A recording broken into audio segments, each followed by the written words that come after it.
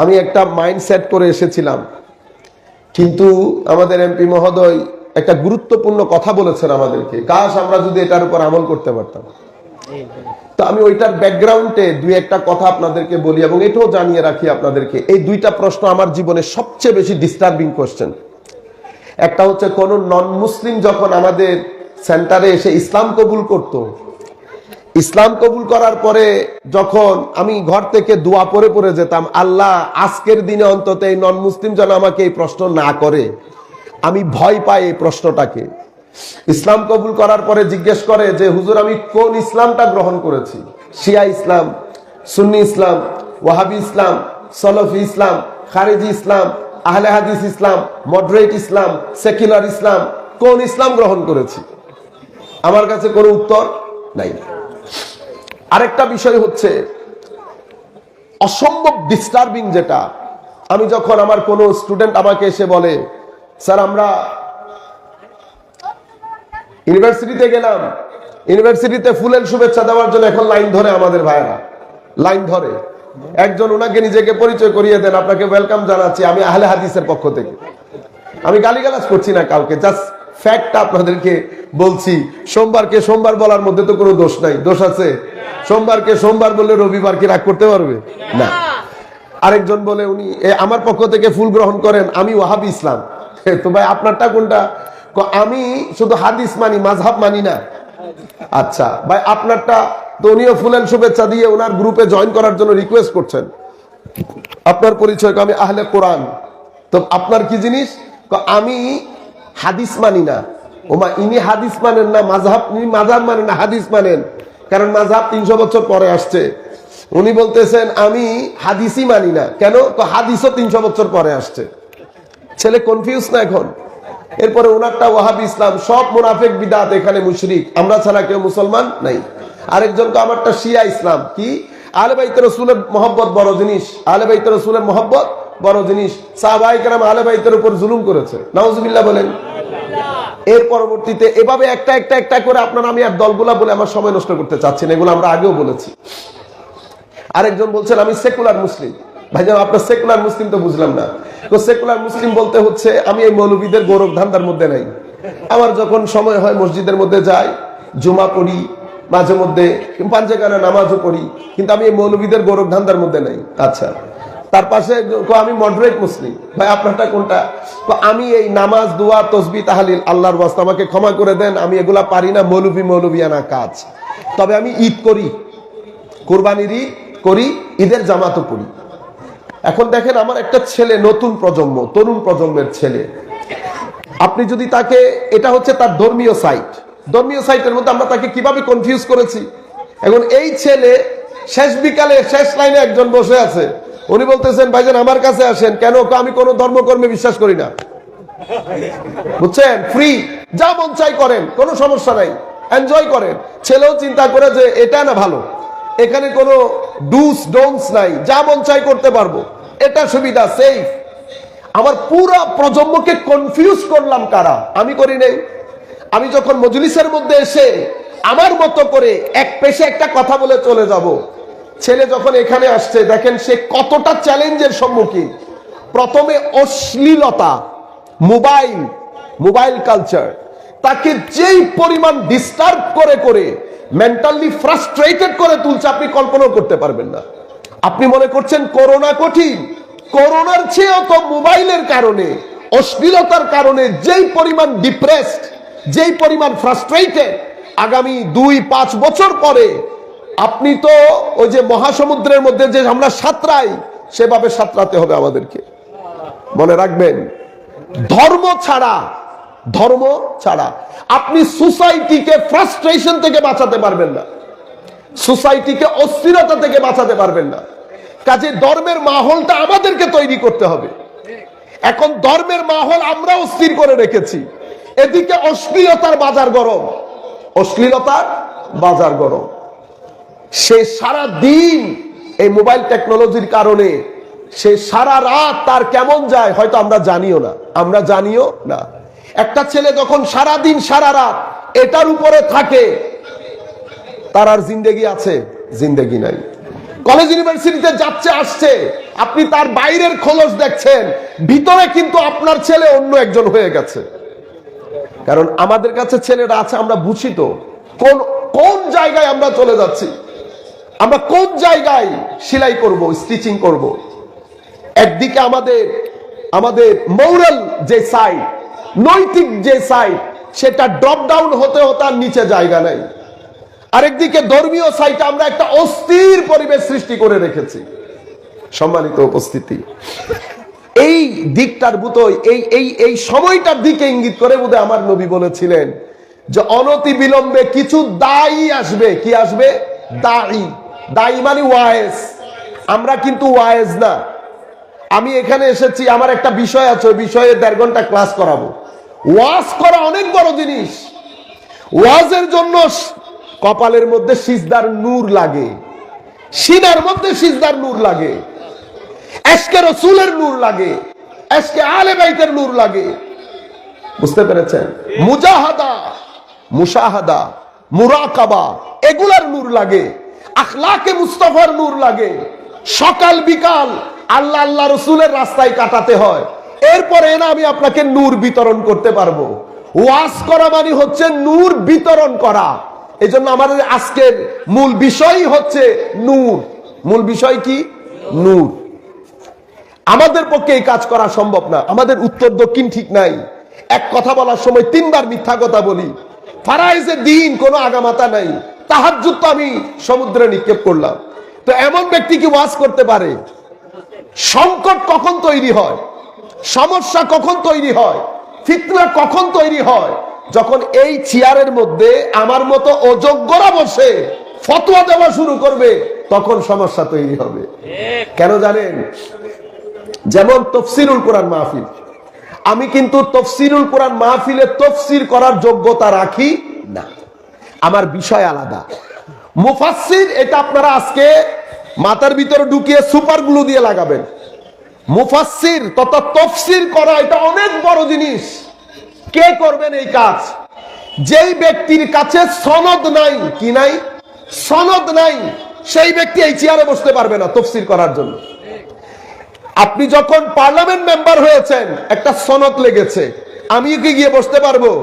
আমি যদি আমার 100 কোটি টাকা খরচ করে দিয়ে দেই কাউকে, আমি পার্লামেন্ট মেম্বারের চেয়ারে গিয়ে কোনো বক্তব্য রাখতে পারবো? কেন? কারণ এটা টাকার বিষয় না, শরীরের বিষয় না, পরিবারের বিষয় না, শিক্ষার বিষয় না, সনদের বিষয়। সনদ কে দেয়? জনগণ দেয়। তো এখানে যিনি তফসির করবেন, ওনার একটা সনদের দরকার হয়। কি সনদ? কার কাছে পড়েছেন? উনি কার কাছে পড়েছেন? এই সনদ যেতে যেতে যেতে আমার নবী পর্যন্ত যেতে হবে। এটাকে কি বলে? সনদ। আমরা কি বলি? এই সনদের জন্য উলামায়ে কেরাম, এই কেউ তাশকন থেকে মিশরে যান, মিশর থেকে নর্থ আমেরিকাতে যান একটা সনদের জন্য, কিচ্ছু না, শুধু উলামায়ে কেরামের কাছে 3-4 পেজ পড়বে, পড়ে উনি উনার সনদের মধ্যে সিগনেচার করে দিয়ে দেবে।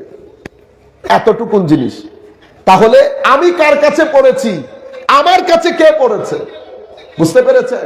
যেমন আমাদের হাশিমি সাহেব হুজুরের চট্টগ্রামে, আমি তো লোকাল উলামায়ে কেরামকে চিনি না, যদি চিন্তাম ওনাদের এক্সাম্পল দিতাম। হাশিমি সাহেব হুজুর, হুজুর আপনি কার কাছে পড়েছেন? আমি পড়েছি মুফতি আমিনুল ইহসানের কাছে। বুঝতে পেরেছেন? এখন সিনার মধ্যে ধক করে উঠে নাই, মুফতি আমিনুল ইহসানের ছাত্র। হুজুর আপনার কাছে কে পড়েছে? শেরে মিল্লাত উবাইদুল হক নঈমি, শেখ আজিজুল হক আল কাদরি, মুফতি নুরুল মুনাব্বার, জগৎ বিখ্যাত উলামায়ে কেরাম আমার ছাত্র। এরপর আমি সনদ দেখলাম, আমিনুল ইহসানের শিক্ষক যিনি জগৎ বিখ্যাত আলেম, এরকম বড় আলেমের সনদপ্রাপ্ত ছাত্র যখন চেয়ারে বসে কথা বলে, তখন ফিতনা হয় না, তখন ফিতনা হয় না। কেন? কারণ তাদের কাছে ইলম আছে, তাদের কাছে সিজদার নূরও আছে, সিজদার নূরও আছে, ইখলাসের নূর, তাকওয়ার নূর, ওয়ারার নূর, সিনার ভিতরে নূর রাখেন। সারা দিন লাইব্রেরির মধ্যে কিতাবের মধ্যে ডুবে থাকেন। এমন ব্যক্তি যখন মজলিসে কথা বলে, তো ওনাদের মুখ দিয়ে যত্র তত্র ফতোয়া বের হয় না। কথা যেগুলো বের হয়, কথার মধ্যে ওয়েট থাকে। এই কথার মাধ্যমে ফিতনার সৃষ্টি হয় না, আমার মাধ্যমে হয়। কেন? কারণ প্রথমে আমি সনদহীন যে বিষয় বলতে এসেছি সেই বিষয়ের আগেও জানি না, গোড়াও জানি না। যখন আপনি চিনবেন না, আমি আমাদের এমপি মহোদয়কে যদি আমাদের চট্টগ্রামে নিয়ে যায়, কেউ চিনবেন উনাকে, চেয়ারও দেবেন না, হয়তো কোনার মধ্যে বসে থাকবেন। কিন্তু যখন পরিচয় করিয়ে দেব, কি হবে? সবাই চেয়ারটা ছেড়ে উনাকে সামনে বসাবেন না। কেন? কারণ সম্মানের জন্য চিনতে হয়। সম্মানের জন্য, না জানলে কেন সম্মান করবেন? সম্মানের জন্য চেনা জরুরি। এখন আমি তাফসীর করছি, আমি তাফসীর কি জিনিস জানি না, আমি আপনাকে কি বুঝাবো? আপনারা বুঝতে পেরেছেন? সেই কারণে যত্র তত্র ফতোয়া হচ্ছে। আরেক সমস্যা, ফিতনার বাজার গরম হয়েছে, ভাইরাল বক্তা। কি বক্তা? ভাইরাল। আমাদের তরুণ প্রজন্ম, আমি বুঝি না মাঝে মধ্যে আপনাদের অবস্থা। বড় বড় আলেম স্টেজের এক কোনায় বেচারা দুর্বল হয়ে গেছে, বেচারা দুর্বল। সেদিন চট্টগ্রামে আমি আসছি, আমি আগ থেকে বলে দিয়েছি, খবরদার আওয়াজ হবে না। আমার দাদার বয়সী আলেম বক্তব্য রাখছে, এত বড় আলেম মুফতি আহমদ হোসেন কাদরি। ছেলেরা কি আর মানে? ছেলেরা নায়রায় তকবীর দিয়ে ঢুকাইছে। বেচারা আলেম তো, বেচারা চিন্তা করতে পারছে, জাহেলের বাজারে, জাহেলের মানে মূর্খের বাজারে আলেম চুপ করে থাকা ভালো। তো উনি বেচারা চুপ করে আছে। আমি উঠেছি, উঠার পরে আমার যতটুকুন ধোলাই দেওয়ার কথা অতটুকুন ধোলাই দেওয়ার পরে কিন্তু হয় না। আমরা ঠিক কোন জায়গায় যাচ্ছি, কোথায় যাচ্ছি আমরা নিজেরাও জানি না। আমাদের ডাইরেকশন কোথায়? আমরা ফেসবুক ইউটিউবের মধ্যে একটা বক্তব্য নিয়ে নিলাম, আমি একবার চিন্তাও করলাম না উনি আসলে লেখাপড়া কোথায় করেছেন, ওনার সনদ কি। আপনি কি অনলাইন থেকে হার্ট স্পেশালিস্ট কেউ যদি আপনাকে প্রেসক্রাইব করে নিয়ে ফেলবেন? কেন? আমার নবী বলেছেন কিছুদিন পরে কিছু দায়ী বের হবে। এটা মুসলিম শরীফের রেওয়ায়াত। দায়ী কি করবে? তো দায়ী জাহান্নামের দরজায় দাঁড়ানো থাকবে। আপনি এখন আমাকে কোথায় দেখছেন? স্টেজে না, সম্মানের চেয়ারে। কিন্তু আপনারা আর আমাদের চোখের মধ্যে তো পর্দা আছে, বাইরে দেখি না। কিন্তু আমার নবী বলছেন জাহান্নামের দরজায় দাঁড়ানো। যারা তাদের ডাকে সাড়া দেবে তারাও জাহান্নামে নিক্ষিপ্ত হবে। আমার নবী এই জমানার, তখন এই হাদিসের মধ্যে আমাদের একটা ডাইরেকশন দিয়েছেন আমার নবী। হযরত হুযায়ফা বলছেন, ইয়া রাসূলুল্লাহ, যদি ঘটনা এরকম হয় তো আমরা চিনবো কিভাবে? আমার নবী বলছেন, চিনার কথা বলছো, কথা আমাদের মতো করে বলে, দেখতে আমাদের মতো, মানে ড্রেসও এরকম হবে, কথা কোরআন সুন্নাহ থেকে বলবে। তো ইয়া রাসূলুল্লাহ সাল্লাল্লাহু আলাইহি ওয়াসাল্লাম, আমার জন্য একটা অ্যাডভাইস করেন ইয়া রাসূলুল্লাহ। আমার নবী বলছে, অ্যাডভাইস হচ্ছে ফাউজিম জামাআতাল মুসলিমিন, মুসলমানদের মধ্যে যারা সংখ্যা গরিষ্ঠ তাদের সাথে লেগে যাও, তাদের থেকে বিচ্যুত হইও না। তখন উনি বলছেন, ইয়া রাসূলুল্লাহ, সংখ্যা গরিষ্ঠ কারা সেটা যদি না বুঝি, কারণ অনলাইন ফেসবুক ইউটিউবের মধ্যে এমন ভাবে ছড়াছড়ি হবে, সংখ্যা গরিষ্ঠ কারা সেটাও বুঝবো না। আমার নবী কি বলেছেন জানেন? আমার নবী বলেছেন, যদি বুঝে না আসে কারা সংখ্যা গরিষ্ঠ, তো কারো সাথে যাওয়ার দরকার নাই। ফাতাজিল তিলকাল ফিরাক কুল্লাহা, সমস্ত ফিরকা থেকে নিজেকে গুটিয়ে নাও, কারো সাথে যাওয়ার দরকার নাই। ঘরে থাকো, যদি গাছের শিকড় খেয়েও জীবন ধারণ করতে হয়, গাছের শিকড় খেয়ে জীবন ধারণ করো, কোন দলের সাথে যুক্ত হতে যেও না। এটা একটা হাদিস। এখানে আমার নবী একটা ডাইরেকশন দিয়েছেন, কি? সমাজে উম্মতে মুসলিমার সংখ্যা গরিষ্ঠ যেদিকে, আমার নবী আমাদেরকে সেখানে থাকতে বলেছেন। কেন? কারণ সাধারণ মুসলমান কোনটা ভালো কোনটা মন্দ এটা তো আমরা কোরআন সুন্নাহ থেকে বের করতে পারবো না। বুঝতে পেরেছেন? আমাদেরকে কি দেখতে বলেছেন? সংখ্যা গরিষ্ঠ। আবার আরেক হাদিসের মধ্যে আমার নবী বলেছেন, সংখ্যা গরিষ্ঠের উপর আমার আল্লাহর কুদরতের হাত থাকে। সংখ্যা গরিষ্ঠ কখনো পথভ্রষ্টতার উপর ঐক্যমত্য পোষণ করে না। উম্মতের সংখ্যা গরিষ্ঠ মাযহাব অনুসরণ করে, উম্মতের সংখ্যা গরিষ্ঠ ঈদে মিলাদুন নবী পালন করে, উম্মতের সংখ্যা গরিষ্ঠ শবে বরাত করে, উম্মতের সংখ্যা গরিষ্ঠ তারাবির মধ্যে 20 রাকাত পড়ে।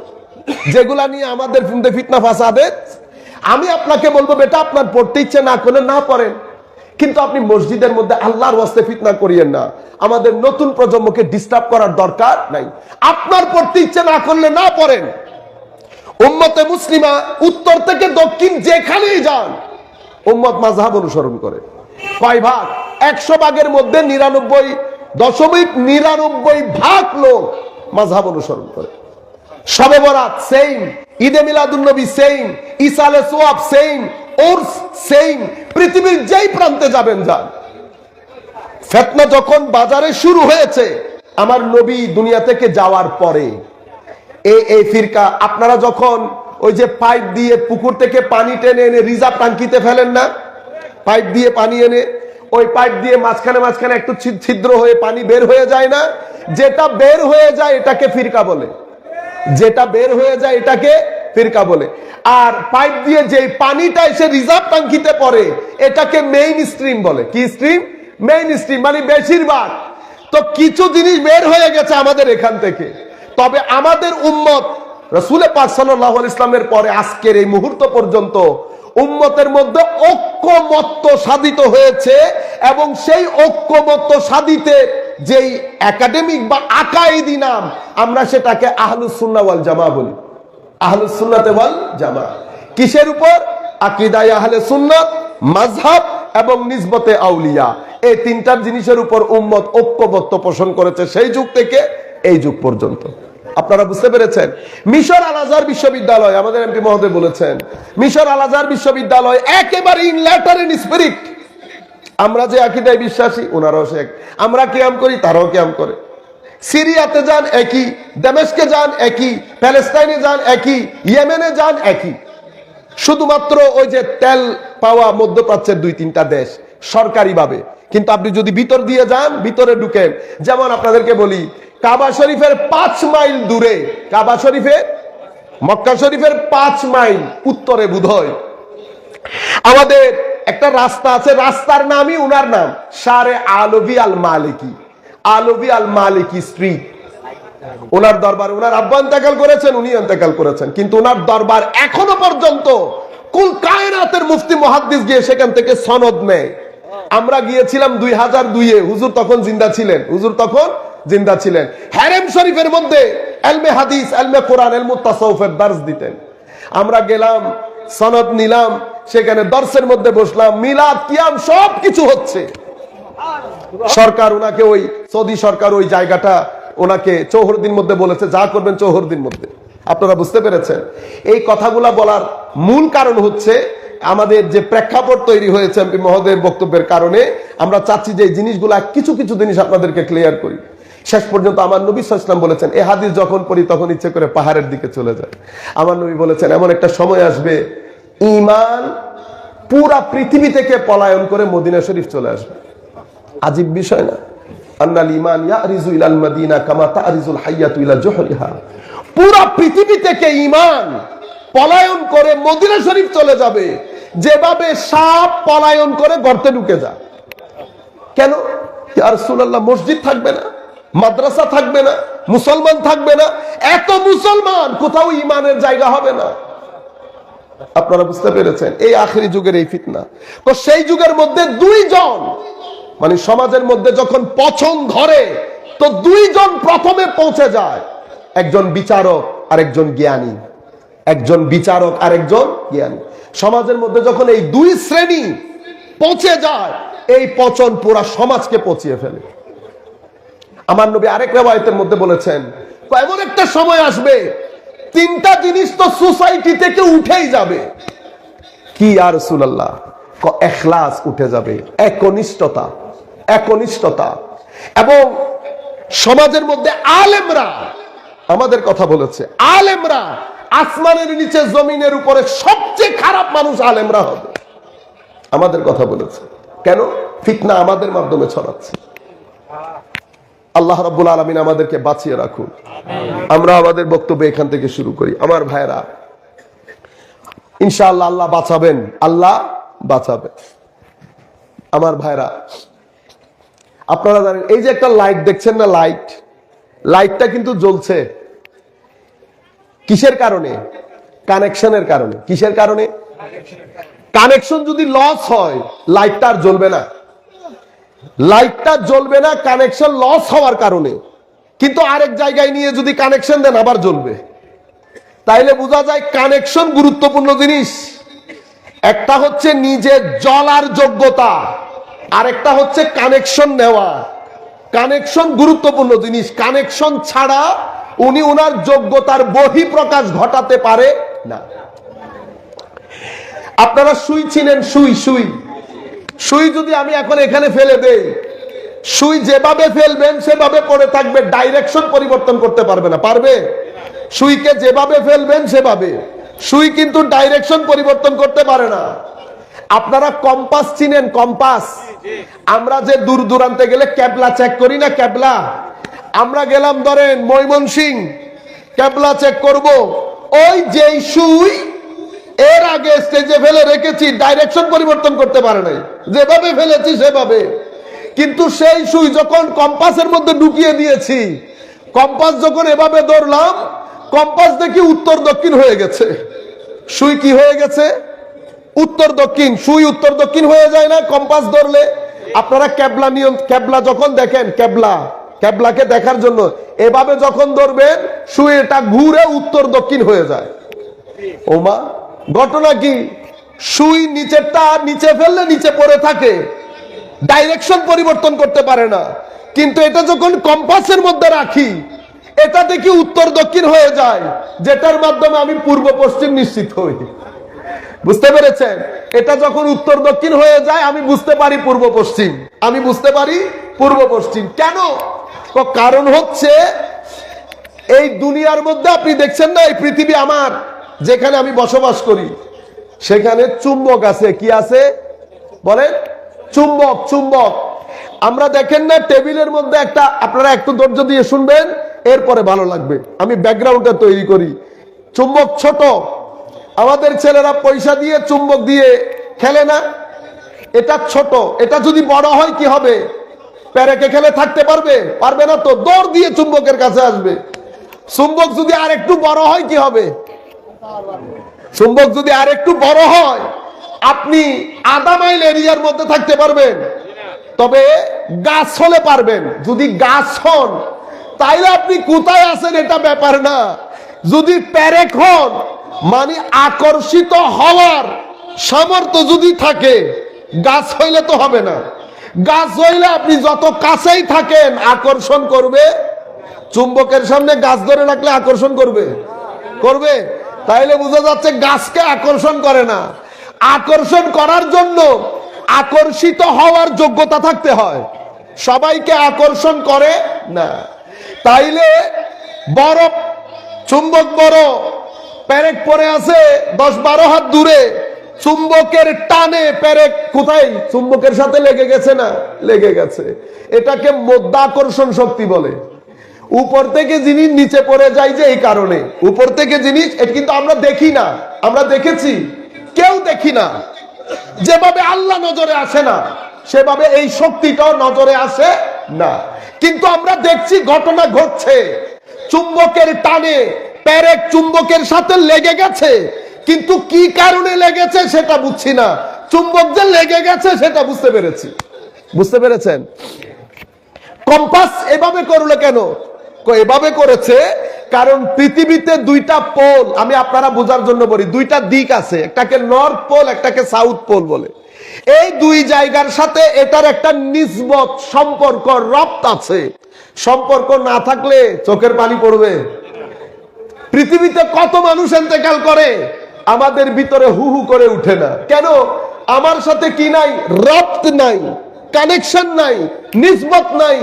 তো নিসবত থাকলে যত দূরেই থাকেন না কেন, ভিতর জ্বলে উঠবে, ভিতর জ্বলে উঠবে। কম্পাস এখানে, নর্থ পোল অনেক দূরে, সাউথ পোল অনেক দূরে, কিন্তু কম্পাসের ভিতরে একটা জিনিস রেখেছে, সেই জিনিস ওইটার সাথে কানেক্টেড, রপ্ত আছে। তো কম্পাসকে যখন এভাবে ধরা হয়, তখন এটা উত্তর দক্ষিণ নিজের ক্যাবলা পরিবর্তন করে ফেলে। আপনারা বুঝতে পেরেছেন? ক্যাবলা পরিবর্তন করে ফেলে। এটা তো একটা, এটা দুনিয়ার শক্তি। দুনিয়াতে যেরকম আল্লাহ রাব্বুল আলামিন একটা শক্তি বানিয়েছেন, অনুরূপ ভাবে আল্লাহ রুহানি ভাবে আরো একটা শক্তি আমাদের হেদায়েতের জন্য বানিয়েছেন। সেই শক্তির নাম মুহাম্মদুর রাসূলুল্লাহ সাল্লাল্লাহু আলাইহি ওয়াসাল্লাম। সেই শক্তিটা আল্লাহ রাব্বুল আলামিন মদিনায়ে মুনাওয়ারায় রেখেছেন। এটা হচ্ছে আল্লাহ রাব্বুল আলামিনের পক্ষ থেকে পাওয়া, আল্লাহর পক্ষ থেকে দেওয়া। এটা হচ্ছে মূল নূর, মূল লাইট, যেই লাইট পৃথিবীর বিভিন্ন মানুষকে আকর্ষিত করে, মুসলমানদেরকে। তবে গাছকে আকর্ষণ করবে না। আকর্ষণ করার জন্য কি হতে হবে? গাছ হলে আকর্ষিত করবে না, আপনি আকর্ষিত হবেন না, প্যারেক হইতে হবে। তো আমার নবী সাল্লাল্লাহু আলাইহি ওয়াসাল্লাম, সেই কারণে আল্লাহ বলেছেন কদ জাআকুম মিনাল্লাহি নূর, এবং কোরআনের ক্ষেত্রে বলেছেন ওয়া আনজালনা ইলাইকুম নূরাম মুবিনা। আল্লাহ আমাদেরকে, এখানে হচ্ছে চুম্বকের শক্তি, এখানে হচ্ছে নূরের শক্তি। বুঝতে পেরেছেন? দুইটাই শক্তি। সে কারণে আল্লাহ কোরআনে পাকের মধ্যে বলেছেন সানুরিহিম আয়াতিনা ফিল আফাক ওয়া ফি আনফুসিহিম হাত্তা ইয়াতাবায়্যানা লাহুম আন্নাহুল হক।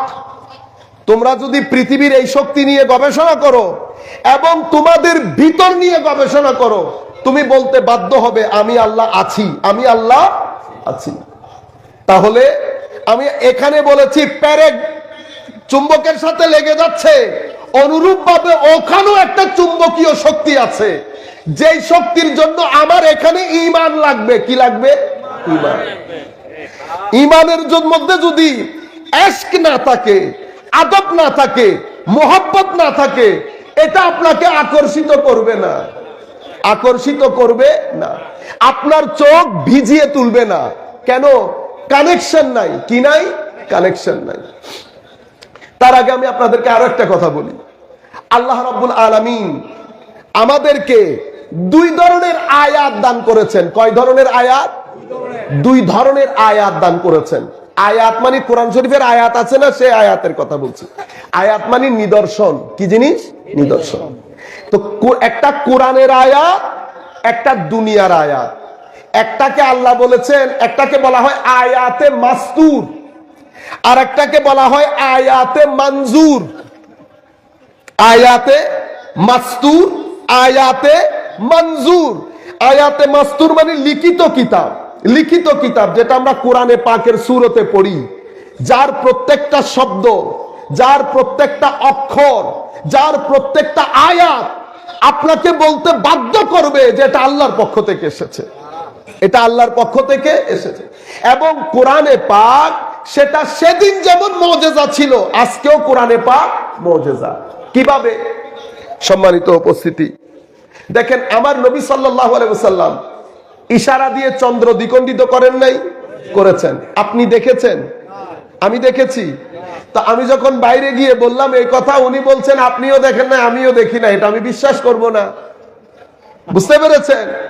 আমি বলছি আমার নবী অস্তমিত সূর্যকে আবার উদিত করেছে, উনি বলছেন আপনি দেখেছেন? আমি বলছি দেখি নাই, আমিও দেখি নাই। কথাটা ঠিক না? তো কিছু মুজিজা আমার নবীর জমানায় আমার নবী করে দেখিয়েছেন। করে দেখানোর কারণে আমার নবীর আশপাশ সবাই বিশ্বাস করেছে উনি নবী, উনি নবী। নতুবি অস্তমিত সূর্য আবার আনতে পারার কথা না। একটা গাছকে ডাকলে গাছ কি আসবে? কিন্তু সেদিন গাছ এসেছে, চন্দ্র হাতের ইশারায় দ্বিখণ্ডিত করেছে, কিন্তু সেটা মুজিজা তাদের জন্য যারা আমার নবীর সময়কালে ছিলেন। তো আজকে আমার নবীর ধর্মের সবচেয়ে বড় মুজিজা কি? মুজিজা কোরআন। কিভাবে মুজিজা? কোরআন। সেটা আজকের জমানা না, কিয়ামত পর্যন্ত এটা মুজিজা হিসাবে থাকবে। কেন? আমি দ্রুত একটা কথা বলে পেরে রিপিট করছি, কথাটা আগেও বলছি আমরা। আমি ধরেন আপনাকে বললাম, আপনি ধরেন বিজ্ঞানের লোক, আমি আপনাকে বললাম মানব সৃষ্টি কিভাবে হয়েছে। আপনি বলছেন মানব সৃষ্টি হয়েছে দুই ভাবে। প্রথমে মানুষকে মাটি দিয়ে সৃষ্টি করা হয়েছে, এই এই এই এই ধাপ, মাটি, পানি, আপনি আপনার মতো 7টা ধাপ বলেছেন। এই ধাপে প্রথমে মানব সৃষ্টি হয়েছে মাটি থেকে, এরপরে মা বাবার মাধ্যমে বায়োলজিক্যাল কনস্টিটিউশন বলি আমরা, এভাবে মায়ের পেটে সন্তান ভূমিষ্ঠ হয়েছে। কিভাবে? প্রথমে পানি, পানি থেকে এই এই এই এই ধাপ। আচ্ছা, কখন জানতে পেরেছেন? উনি বলেছেন এটা আমরা জানতে পেরেছি আজ থেকে 70-80 বছর আগে। আচ্ছা, এই এক্সাক্ট কথা যদি আমি আমাদের কোরআনের মধ্যে আপনাকে দেখাতে পারি যেটা 1400 বছর আগে এসেছে, আপনি বিশ্বাস করবেন? উনি বলবেন এটা হতে পারে না, এটা হতে পারে না। কেন? কারণ মুজিজার সামনে আপনি আপনার মুখ খুলতে পারবেন না। আমি যখন উনাকে এটা দেখালাম, উনি অবাক হয়ে গেছেন। কোরআনে পাকের মধ্যে যেটা আমরা 80 বছর আগে জেনেছি, সেটা কোরআন আমাদেরকে 1400 বছর আগে বলছে। তাহলে এটা আল্লাহর কিতাব ছাড়া কোন মানুষের পক্ষে বলা সম্ভব না। এটাকে মুজিজা বলে। এটাকে, যেটা যেমন আগুনের কাজ পুড়িয়ে ফেলা, আগুন যদি না পুড়ায় তাহলে এটাকে আমরা কি বলবো? মুজিজা। এটাকে কি বলবো? মুজিজা। মানে এমন ঘটনা যেটা স্বাভাবিকভাবে ঘটে না, যেটা মানুষদেরকে একটা চ্যালেঞ্জের মুখে ফেলে দেয়, সেটাকে মুজিজা বলে। মানুষ যেটা করে দেখাতে পারে না, সেটাকে মুজিজা বলে। বুঝতে পেরেছেন? আরেকটা জিনিস কোনটা? আচ্ছা, আপনারা পৃথিবীর সৃষ্টি সম্পর্কে জানেন? জানি। বলেন। উনি বলেছেন পৃথিবী এভাবে এভাবে এভাবে এভাবে সৃষ্টি হয়েছে। কখন জানতে পেরেছেন? 70-80 বছর আগে। আল্লাহ একই কথা আমার নবী কোরআনের মধ্যে 1400 বছর আগে বলেছেন। বুঝতে পেরেছেন? এই কারণে আমি জাস্ট এমনিতে একটা দুইটা গ্লিমস দিলাম। এই কারণে কোরআন সর্বকালের জন্য মুজিজা। সর্বকালের জন্য মুজিজা। কেন? কারণ কোরআনের প্রত্যেকটা আয়াত, প্রত্যেকটা শব্দ আপনাকে বলতে বাধ্য করবে যে এটা যার পক্ষ থেকে এসেছেন উনি সকলের স্রষ্টা। এই কারণে কোরআনকে নিদর্শন বলে। আরেকটা নিদর্শনকে বলে আয়াতে মঞ্জুর। এটা আপনি দেখছেন। কি দেখছেন? প্রত্যেকদিন সকালবেলা আপনি দেখছেন সূর্য উদিত হচ্ছে, দিন, অতঃপর রাত, রাতের মধ্যে আপনার ঘুম চলে আসে, দিনের মধ্যে আপনার ভিতরে একটা শক্তি আসে। আপনি বিয়ে করার পর আপনারা দেখছেন সন্তান ভূমিষ্ঠ হচ্ছে। কিভাবে? একটা সন্তান আস্তে আস্তে ডেভেলপ করতে করতে মায়ের পেট থেকে বের হয়। বের হওয়ার পরে মায়ের মধ্যেই আল্লাহ খাদ্যের ব্যবস্থা করেন, এবং আপনি পুরা সন্তানটা বেড়ে ওঠা আপনার চোখের সামনে, আপনার চোখের সামনে। এরপরে আপনি কৃষি কাজ করেন, আপনি দেখলেন গাছ রোপণ করেছেন, গাছ রোপণ করার পরে এখান থেকে আস্তে করে পাতা, পাতা থেকে গাছটা আপনার চোখের সামনে হতে হতে হতে হতে বড় হয়ে গেছে। আপনি দেখছেন মানুষ, পৃথিবী, দিন রাত সবকিছু দেখার পরে আপনার কি মনে হয় না যে এটার পেছনে কেউ একজন আছে? আপনি চোখ বন্ধ করে রাখলে কিছু করার নাই, কিন্তু আপনি যখন টেবিলটা দেখেছেন, টেবিলটা আপনি বলতে বাধ্য হচ্ছেন না যে এটার পিছনে একটা কার্পেন্টার আছে, ঠিক না? কার্পেন্টার ছাড়া কি টেবিল হাওয়াতে উড়ে এসেছে? উড়ে আসে নাই। তাহলে এই জন্য এই দুনিয়াকে বলা হয় আয়াতে মঞ্জুর, যেটা আমার নজরে আসছে, যেটা আমার নজরে আসছে। আয়াতে মাস্তুর, এটার শুরু হয়েছে কি দিয়ে? আলহামদুলিল্লাহি রব্বিল আলামিন। আলহামদুলিল্লাহি রব্বিল আলামিন শুরু করেছে সমস্ত প্রশংসা আল্লাহর, এই কথা বলে। কেন? কারণ আমার আল্লাহ বলছেন যা কিছু করেছি সবকিছু আমার মাধ্যমে হয়েছে, সুতরাং এখানে কারো প্রশংসা হবে না, প্রশংসা হলে আমি আল্লাহর হবে, প্রশংসা হলে আমি আল্লাহ হবে। বাকি আপনি যার প্রশংসাই করেন, শেষ বিকালে এটা আল্লাহর প্রশংসাই হবে। এবং উনি বলছেন আমি রব্বুল আলামিন, আমি কুল আলামিনের পালন কর্তা। কিভাবে পালন করেন আল্লাহ? মা যেমন তার গর্ভের সন্তানকে পালন করেন, সেভাবে আমি তোমাদেরকে ছোট থেকে বড় করি, আমি তোমাদেরকে পালন করি। আপনারা বুঝতে পেরেছেন? এভাবে আল্লাহ রাব্বুল আলামিন আমাদের প্রতিপালক, কিয়ামতের দিবসের মালিক, এবং নিজের পরিচয় করিয়েছেন আর রহমান আর রাহিম। কি পরিচয় করিয়েছেন? আর রহমান, দুইটার অর্থই দয়ালু। মওলা দয়া কেন? দয়া ছাড়া পালন করা যায় না। দয়া ছাড়া, মা দেখেন না সন্তানকে, যদি দয়া না থাকতো রাতকে রাত না ঘুমিয়ে সন্তান পালন করতে পারতো না। সেই কারণে আল্লাহ নিজের পরিচয় করিয়েছেন আমি পরম দয়ালু, আমি তোমার যা প্রয়োজন তা তোমাকে দান করি, যা প্রয়োজন তা তোমাকে দান করি। আর রহিম, এই রহমতটা কিয়ামতের জন্য। পরকালে আমি সবাইকে রহমত করব না, যাদের যোগ্যতা আছে শুধু তাদেরকে রহমত করব। আপনারা বুঝতে পেরেছেন? আচ্ছা, সম্মানিত উপস্থিতি, আল্লাহ রাব্বুল আলামিন পৃথিবীতে আমরা ছাড়া আরো অনেক সৃষ্টি আল্লাহ করেছেন, কিন্তু মানুষকে আল্লাহ আজীব বানিয়েছেন। মানুষকে আল্লাহ আজীব সৃষ্টি বানিয়েছেন। কেন? কারণ মানুষের ভিতরে, এই জিনিসটা, এই পয়েন্টটা আপনারা খেয়াল করবেন, মানুষের ভিতরে আল্লাহ দুইটা জিনিস দান করেছেন। দুইটা সিঁড়ি বলতে পারেন। একটা সিঁড়ি নিচের দিকে যায়, আরেকটা সিঁড়ি উপরের দিকে যায়। নিচের সিঁড়ি যেটা সেটাকে নাফস বলে। কি বলে? নাফস। উপরের সিঁড়ি যেটা সেটাকে কলব বলে। কি বলে? কলব। মানুষের সামনে আল্লাহ দুটি সিঁড়ি রেখেছেন, কারণ মানুষের ভিতরে আল্লাহ দুইটা মূল জিনিস রেখেছেন। পৃথিবীর অন্যান্য সৃষ্টি যারা আছে, প্রত্যেক সৃষ্টির একটা একটা স্টেশন আছে। স্টেশন নাই তো মানুষের নাই। কেন? মানুষ ইচ্ছে করলে উপরে উঠতে উঠতে আসমানে লাগতে পারে, আবার এই মানুষ ইচ্ছে করলে নিচে নামতে নামতে এমন নিচে নামতে পারে যে নিচের নিচে আর কোনো নিচে নাই। আপনারা বুঝতে পেরেছেন? একটাকে বলে নফসের সিঁড়ি, এটা দিয়ে মানুষ নিচে নামে, আর একটা কলবের সিঁড়ি, এটা দিয়ে মানুষ উপরে উঠে। নফসের সিঁড়িটা কি? নফসের সিঁড়িটা হচ্ছে আপনার লোভ, আপনার লালসা, আপনার ঘৃণা, আপনার অহংকার, আপনার হারামখোরি, আপনার এই যাবতীয় ব্ল্যাক ডট, অন্ধকার সাইড। আপনি দেখছেন না আপনার এক, আমরা বলি 4 করা, আপনারা এখানে কিভাবে হিসাব করেন জানি না, আমরা 864 স্কোয়ার ফিটকে 1 ঘন্টা জমি বলি। 1 ঘন্টা জমি আপনি কাটতে কাটতে কাটতে কাটতে 1.5 ঘন্টা হয়ে গেছে। এই যে আপনি কাটছেন, আপনি নফসের সিঁড়ি দিয়ে নিচে নামতেছেন। আমার আল্লাহ বলছেন, লাকাদ খালাকনাল ইনসানা ফি আহসানি তাকওয়িম সুম্মা রাদাদনাহু আসফালা সাফিলিন। মানুষকে বলেছেন মানুষ খুব দারুণ, আবার এই মানুষকে বলা হচ্ছে মানুষ যখন নিচে নামে তো এমন নিচে নামে যেই নিচের নিচে আর কোনো নিচে নাই। বুঝতে পেরেছেন? তো মানুষ কি করে? নফসের সিঁড়ি দিয়ে নিচে নামতে থাকে। কাউকে ধাক্কা দিল, কাউকে গালি দিল, টাকার কারণে, লোভের কারণে, পাওয়ারের কারণে যা মন চাই করেছেন, যা মন চাই করেছেন। মানুষকে গালিগালাজ থেকে, মানুষকে জুলুম করা থেকে শুরু করে, ঠকানো থেকে শুরু করে, হেন কোনো কাজ নাই আমি করি নাই, কিন্তু বাইরে থেকে বোঝা যায় না। বাইরে থেকে আমাকে দেখেন বুজুর্গ বুজুর্গ মনে হচ্ছে না, টুপি পাঞ্জাবি সবকিছুতে আমাকে বুজুর্গ মনে হচ্ছে, কিন্তু আমার উপরে উঠা নিচে নামা, এটা দুইটাই ডিপেন্ড করছে আমার ভিতরের একটা জিনিসের উপর। ভিতরের একটা জিনিসের উপর। আমি আপনাদেরকে চুম্বকের কথা বলেছিলাম না? তো চুম্বক আমাকে অ্যাট্রাক্ট করার জন্য, আকর্ষণ করার জন্য আমি গাছ হয়ে গেছি। কিভাবে? কারণ আমার আল্লাহ বলেছেন মানুষ নফসের সিঁড়ি দিয়ে নামতে থাকে। তো নফসের সিঁড়ি দিয়ে কিভাবে নামে? আমার আল্লাহ আমাকে চোখ দিয়েছে, আমি চোখ দিয়ে হেন কোনো কাজ নাই দেখি নাই, কান দিয়ে হেন কোনো কাজ নাই শুনি নাই, হাত দিয়ে মেরেছি নিয়েছি, মেরেছি নিয়েছি, দখল করেছি। আল্লাহ রাব্বুল আলামিন হাত কিন্তু সেই কারণে দেন নাই। জবানকে আমার মতো করে ইউজ করেছি, ভিতরের জগৎকে আমার মতো করে ইউজ করেছি।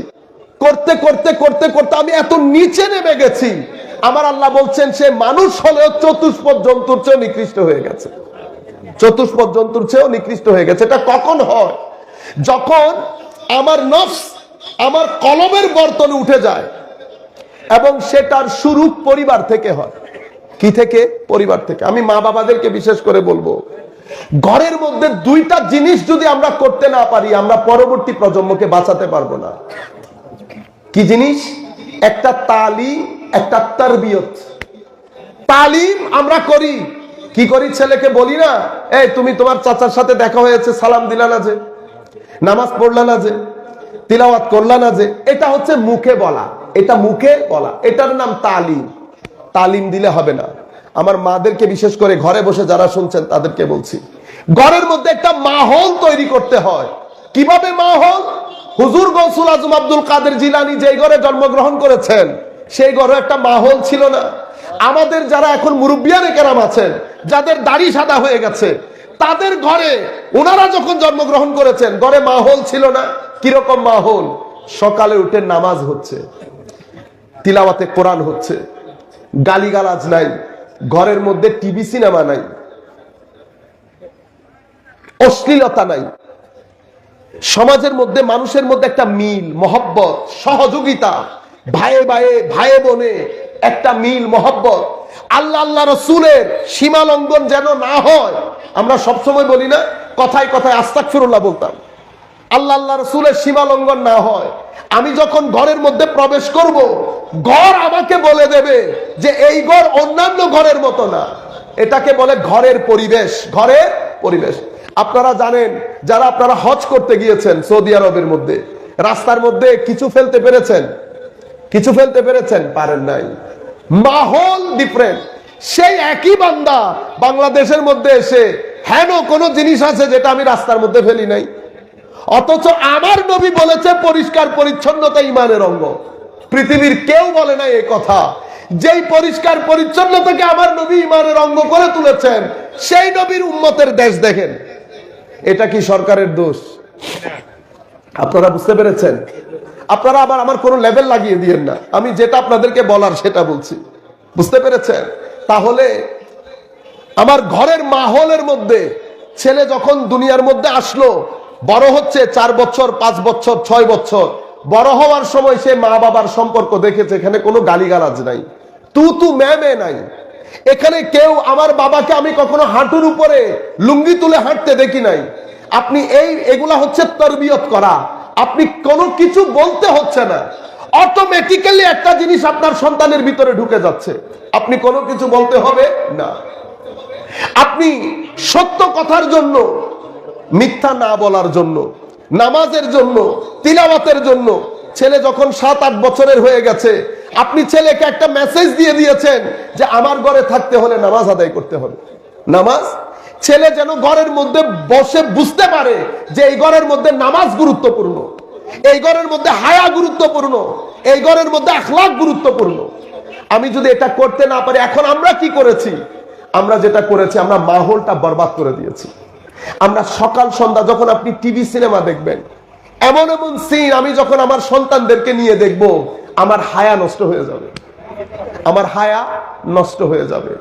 এরপরে যখন আমি, মনে রাখবেন, মা বোনদেরকে বিশেষ করে বলছি, যা কিছু করব 5-6 বছর বয়স থেকে 12 বছর বয়স সন্তানের এই এজ লিমিটের মধ্যে যদি আমি তাকে কি বানাতে চাচ্ছি, এই ডিজাইনটা যদি দিয়ে ফেলতে না পারি, পরবর্তীতে আপনি ডিজাইন দিতে পারবেন না। কেন? স্বর্ণের মধ্যে ডিজাইন কখন দিতে হয়? স্বর্ণ আগুনের মধ্যে পোড়ানোর পরে নরম থাকে না? এই নরম অবস্থায় আপনি যদি ডিজাইন দিতে না পারেন, স্বর্ণ যদি শক্ত হয়ে যায়, ডিজাইন দিতে গেলে ভেঙে যাবে না? ভেঙে যাবে। 5 থেকে 12 বছর বয়স, এই বয়সের মধ্যে আপনি ঘরে বসে ডিসাইড করেন আমি আমার সন্তানকে কিভাবে বড় করতে চাই। আপনি এই 5-6 বছরের মধ্যে সন্তানদেরকে আমার নবীর মহব্বতের শিক্ষা দেন, সন্তানদেরকে আলে বাইত রাসূলের মহব্বতের শিক্ষা দেন, সন্তানদেরকে তিলাওয়াতে কোরআনের শিক্ষা দেন, সন্তানদেরকে নৈতিকতার শিক্ষা দেন, হায়ার শিক্ষা দেন। কিভাবে দেবেন? আগে নিজে করবেন, অতঃপর তাদেরকে বলবেন।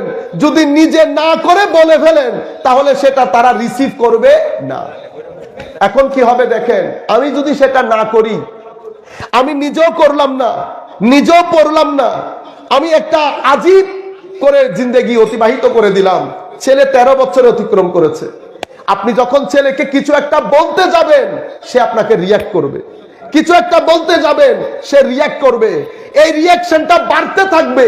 ছেলে যখন 17 বছরে পড়বে, আপনি আল্লাহর দরবারে তখন দোয়া করে বলবেন, আল্লাহ, সন্তান হওয়ার চেয়ে না হওয়াটাই ভালো ছিল। বুঝতে পেরেছেন? কেন? মূল জায়গার মধ্যে ভুলটা আমি করে ফেলেছি। হুজুর গৌসুল আজম আব্দুল কাদের জিলানী রাদিয়াল্লাহু আনহু দুনিয়ার মধ্যে যখন তশরিফ আনছিলেন, একদিক থেকে মা বাবা যদি ভালো শিক্ষিত হয়, ছেলেরাও কিন্তু শিক্ষিত হয়। এটা জানেন তো আপনারা? জেনেটিক বলে এটাকে, জেনেটিক্যালি মা বাবার রঙে ছেলেরা রঙিন হয়, মা বাবার মতো হাসে, রং মা বাবার মতো হয়। আবার জ্ঞান গরিমার দিক থেকেও মা বাবার ওখান থেকে জিনিস আসে। তো আমার গৌসুল আজম যখন দুনিয়াতে আসছেন, আসার আগে মা এবং বাবা দুইজনই আলে বাইতে রাসূল ছিলেন, হাসানি হুসাইনি ছিলেন। তো রক্তের মধ্যে জেনেটিক্যালি আমার নবীর শান শৌকতের কিছু জিনিস ভিতরে ঢুকে নাই। কিছু জিনিস ভিতরে রঙের দিক থেকেও, ঢঙের দিক থেকেও, আকৃতির দিক থেকে, প্রকৃতির দিক থেকে, ব্যবহারের দিক থেকে জেনেটিক্যালি তো কিছু জিনিস আমার নবীর অটোমেটিক্যালি এসে গেছে, কারণ আলে বাইতে রাসূল। বুঝতে পেরেছেন? এরপরে আমার গৌসুল আজম মায়ের পেটে, মার জিন্দেগির একটা তাসির সন্তানের উপর পড়ে। প্রথম হচ্ছে হালাল, প্রথমে হচ্ছে যা খাবো হালাল। অতঃপর জবানের মধ্যে গালি গালাজ গীবত এগুলা না করে আপনি যখন জিকির তিলাওয়াতে কোরআন মানুষকে সৎ পরামর্শ অথবা চুপ থাকা এগুলার মধ্যে যখন আপনি আমল করবেন আপনার এগুলা ভিতরে নূর হবে। এই নূর আপনার সিনার মধ্যে জমছে না, এই নূর আপনার সন্তানের মধ্যে ইম্প্যাক্ট করছে। বুঝতে পেরেছেন আমি কি বলেছিলাম? পেরেক চুম্বক, পেরেক চুম্বকের দিকে দৌড় দেয় না। এখন হুজুর গৌসুল আজমের আম্মাজান এবং আব্বাজান দুইজনই তো প্রথমে মা বাবার দিক থেকে মানে পূর্বপুরুষের মাধ্যমে নূর পেয়েছেন, অতঃপর ইবাদতের মাধ্যমে নূর পেয়েছেন, হারাম থেকে বেঁচে থেকে নূর পেয়েছেন। এবং হুজুর গৌসুল আজমের দাদা আব্দুল্লাহ সৌমাই রাদিয়াল্লাহু আনহু উনি তখনকার যুগের বিশ্ববিখ্যাত আল্লাহর ওলি ছিলেন, মানে নিজেই একটা চুম্বক ছিলেন নূরের। তো সেই নূরের তাসিরও হুজুর গৌসুল আজম ছিলেন। এখন গৌসুল আজম মাঝখানে একদিকে বাবার সিনার চুম্বকের নূর, একদিকে মার সিনার চুম্বকের নূর, একদিকে নানার সিনার চুম্বকের নূর। এরপরে দুনিয়াতে আসলেন, আসার পরে অন্যান্য ঘরের মধ্যে যা কিছু হয় এই ঘরের মধ্যে সেটা হয় না। ঘরের মধ্যে ভদ্রতা আছে, নম্রতা আছে, উদারতা আছে, আখলাক আছে, ইবাদত আছে, তাকওয়া আছে, রেদা আছে, সিদক আছে, শুকর আছে, তাওয়াক্কুল আছে, পরহেজগারি আছে। সবকিছু মিলে হুজুর গৌসুল আজম যখন বড় হচ্ছেন উনি বুঝতে কি আর বাকি ছিল যে আমার ঘর অন্যান্য ঘরের মতো না। কাজেই বড়দের দিকে তাকানোর আগে আমরা বড়দের মা বাবার দিকে তাকানো দরকার। বড়দের মা বাবা কেমন ছিল মনে রাখবেন, মা বাবার এই তাসিরটা সন্তানের উপর পড়ে। আমি যদি এই জায়গার মধ্যে ব্যত্যয় ঘটে তাহলে পরবর্তীতে গিয়ে আমাদেরকে কঠিন পরিস্থিতির সম্মুখীন হতে হবে। কেন বলছি জানেন? আপনারা এটা মনে করতে পারেন যে হুজুর কবর হাসরের মধ্যে এটা হলে তো কেউ দেখবে না। আমার ভাইরা, দিন বাদ দিয়ে দেবেন, নামাজ বাদ দিয়ে দেবেন, জিকির বাদ দিয়ে দেবেন, তিলাওয়াতে কোরআন বাদ দিয়ে দেবেন। আমি কবরের কথা বলছি না, দুনিয়ার কথা বলছি। কি হবে? যেটা হবে সেটা আপনার ছেলেকে আপনি অস্থিরতা থেকে বাঁচাতে পারবেন না। কেন? কারণ এগুলা বাদ দিলে অশ্লীলতা যেভাবে জেকে বসেছে আমি আমার পরিবারকে অশ্লীলতা থেকে বাঁচাতে পারবো না।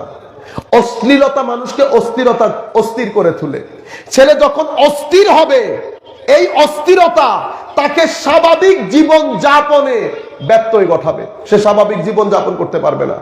ছেলে যখন স্বাভাবিক জীবন যাপন করতে পারবে না, মা বাবার জিন্দেগি কি আর জান্নাতি হবে? মা বাবার আর কোনো জীবন থাকবে? কোনো জীবন থাকবে না। কাজে আমি আপনাদেরকে বলবো, আপনারা মাথা থেকে এটা ভূতটা ফালিয়ে দেন। মৌলবী হুজুররা বলবে এটা মাথা থেকে ফালাই দেন।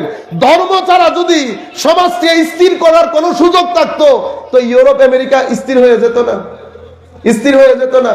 আপনারা জানেন ইউরোপ আমেরিকার মানুষের চেয়ে আমাদের দেশের মানুষ অনেক সুখী। আমি ব্রিটিশ পুলিশে জব করেছি 1 বছর। সমাজকে খুব কাছ থেকে দেখার সুযোগ হয়েছে আমার। আমি দেখেছি টাকা আছে, পয়সা আছে, গাড়ি আছে, ঘর আছে, যেই জিনিসটা নাই সেটার নাম শান্তি। সেটার নাম কি? শান্তি। কেন? কারণ শান্তির সাথে আপনার কলমের সম্পর্ক, কলমের সাথে কলমওয়ালার সম্পর্ক। আপনি যদি কলমের সাথে কলমওয়ালার সম্পর্ক কেটে দেন জিন্দেগি অতিবাহিত হয়ে যাবে, আপনার ভিতরে আপনি শান্তি পাবেন না। আফ্রিকার গভীর জঙ্গলে থাকা আমার ভাই পেটের খিদায় আত্মহত্যা করে না, কিন্তু ইউরোপ আমেরিকার লোক সেকেন্ডে সেকেন্ডে আত্মহত্যা করে। কিসের কারণে? অস্থিরতার কারণে। অস্থিরতার কারণে। কেন? কারণ আমরা আমার নবী ছেড়ে দিয়েছি, আমরা দিন ছেড়ে দিয়েছি। আধুনিকতার নাম দিয়ে, মডার্নাইজেশনের নাম দিয়ে আমাদের সমাজের মধ্যে হঠাৎ করে একটা পরিবর্তন।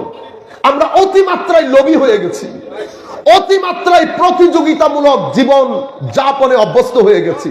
মনে রাখবেন, সমাজের মধ্যে যদি প্রতিযোগিতা আসে সমাজ অস্থিরতার দিকে চলে যাবে। সমাজের মধ্যে যদি স্থিরতা চাই সহযোগিতা লাগবে। সহযোগিতা কি?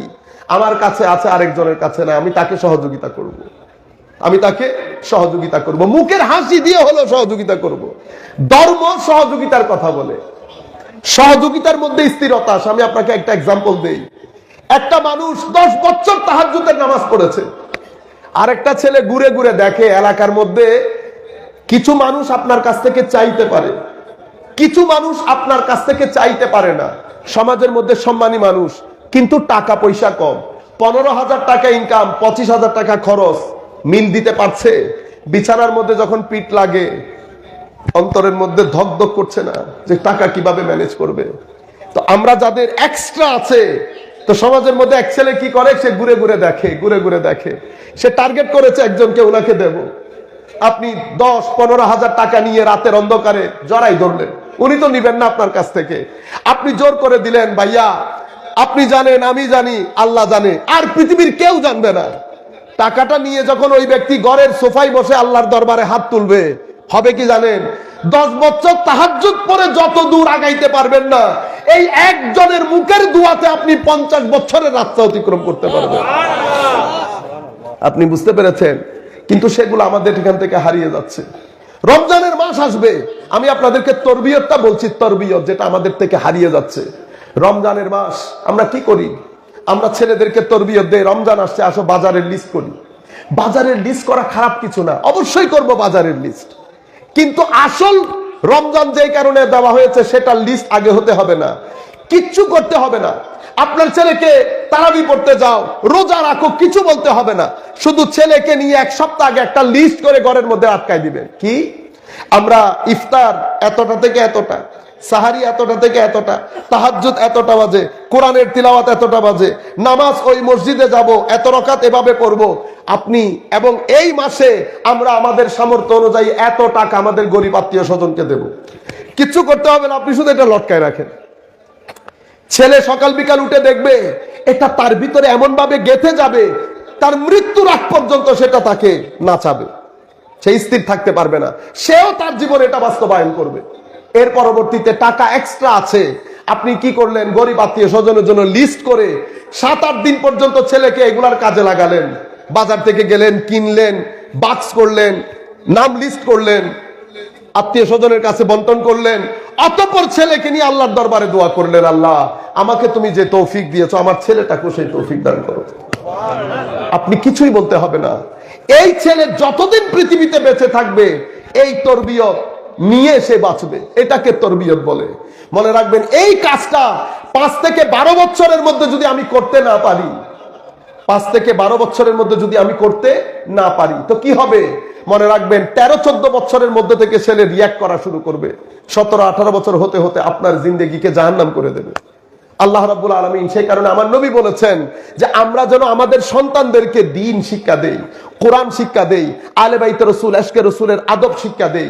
আমাদের মধ্যে এত ফিতনা ফাসাদ কেন দেখছেন? ফিতনা ফাসাদ দেখার মূল কারণ হচ্ছে, পৃথিবী যখন ধর্ম ছেড়ে দিচ্ছে তখন মুসলমানরা ধর্মের দিকে ঝুঁকছে এবং পুরো পৃথিবীর মানুষের মধ্যে ইসলামের প্রতি একটা মহব্বত জন্মেছে। কেন? কারণ পৃথিবীর মানুষের মধ্যে অস্থিরতা আছে, আমাদের মধ্যে অস্থিরতা নাই। করোনার মধ্যে সবাই আত্মহত্যা করেছে, সব সোসাইটির লোক। আমাদের মুসলমানদের মধ্যে, আমাকে আমার সামনে মুরব্বী জিজ্ঞেস করতেছে, সাইফ তোমাদের মধ্যে টেনশন লাগে না? তোমরা যে মসজিদে যাও। আলম কেন টেনশন লাগবে? পৃথিবী তুমি দেখছো না এখন অবস্থা মহামারীর? আলম না, মহামারীর জায়গা, এটা আমার আল্লাহর উপর, থাকলে থাকবো, না থাকলে নাই। 2 দিন আগে আর 2 দিন পরে, সে কল্পনার বাইরে, এটা তারকে এত ইফেক্ট করছে। এবং সে আমাকে বলছে যে তোমাদের যদি কোনো ধর্মগ্রন্থ থাকে আমাকে একটু দিও, আমি একটু দেখব। বুঝতে পেরেছেন আপনারা?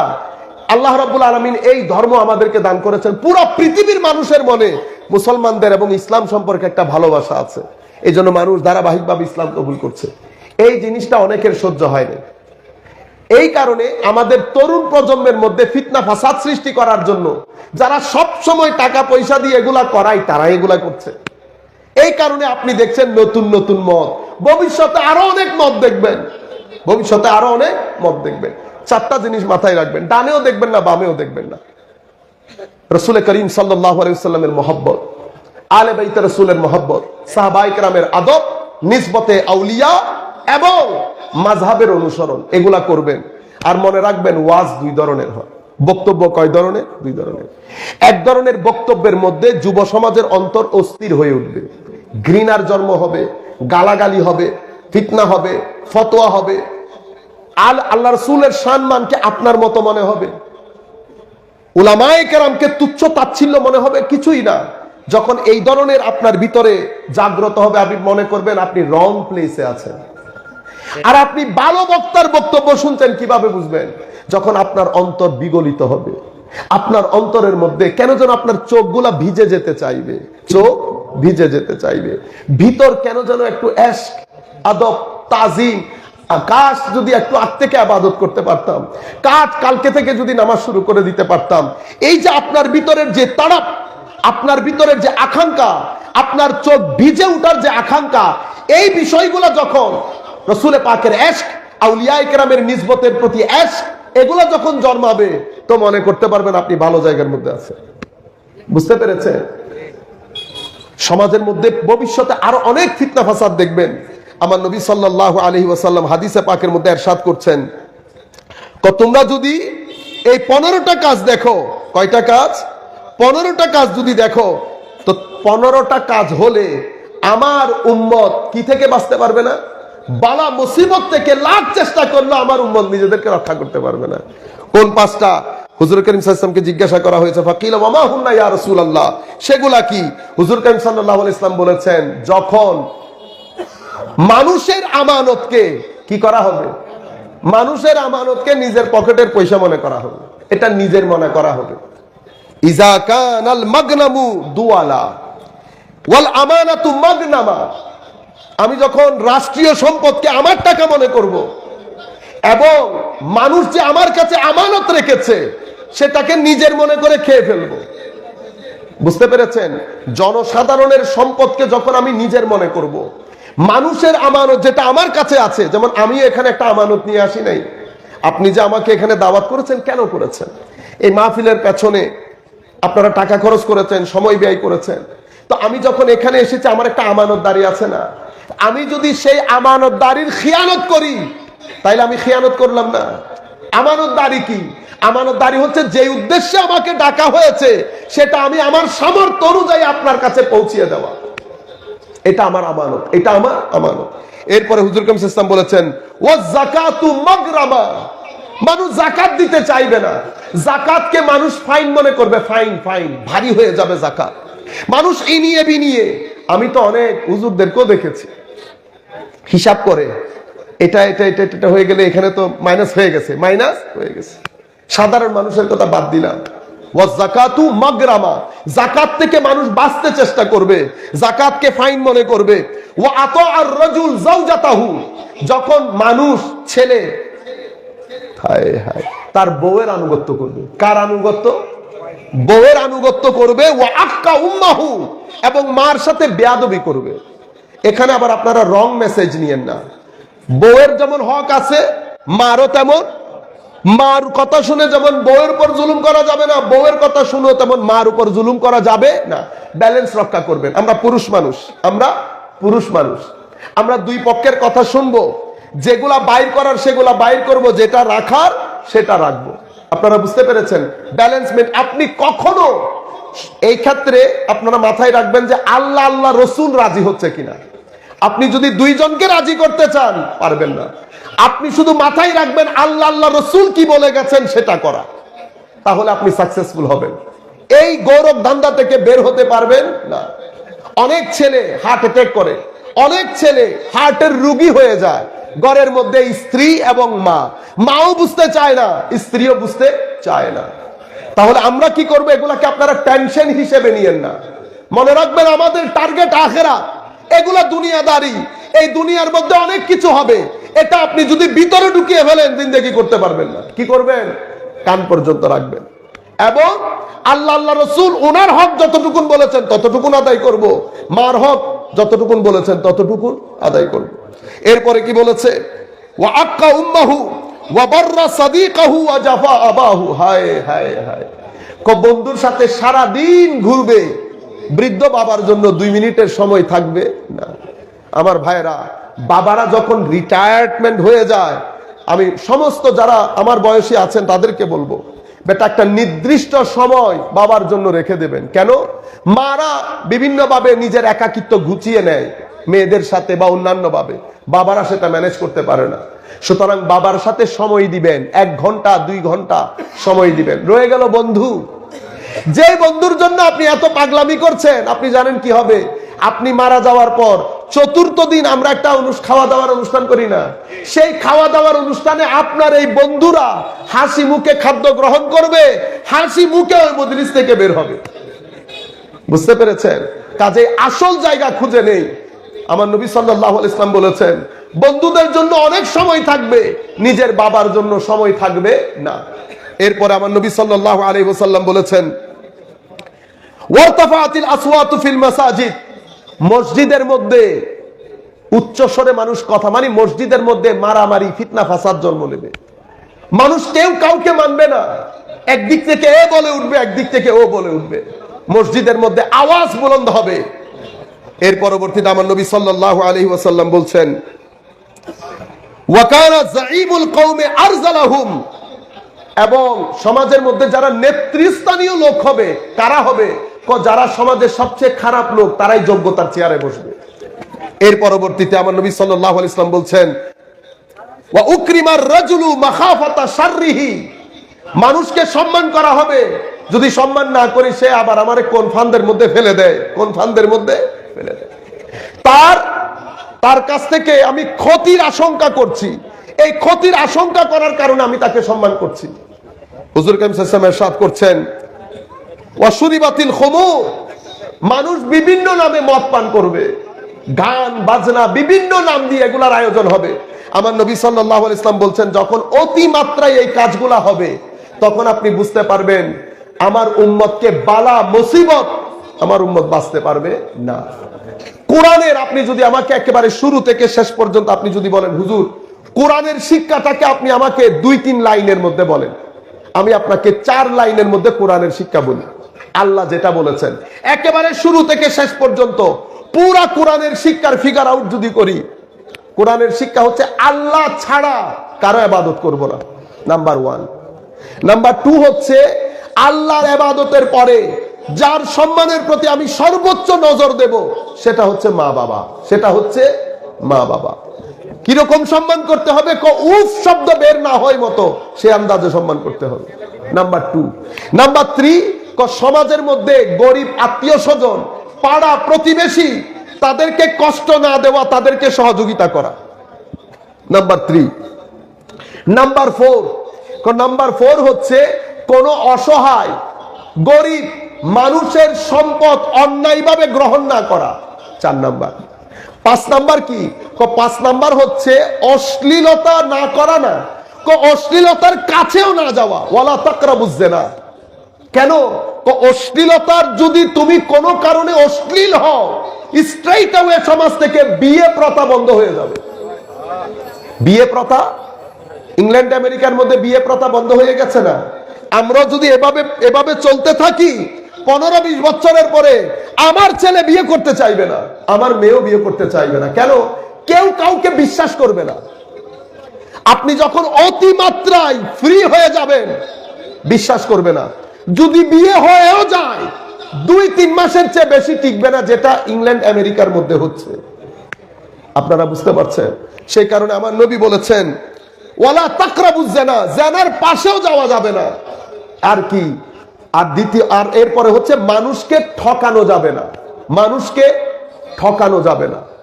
এই আপনি যদি পবিত্র কোরআনের শুরু থেকে শেষ পর্যন্ত টিচিংস গুলাকে ফিগার আউট করেন, এটা কোরআনের শিক্ষা।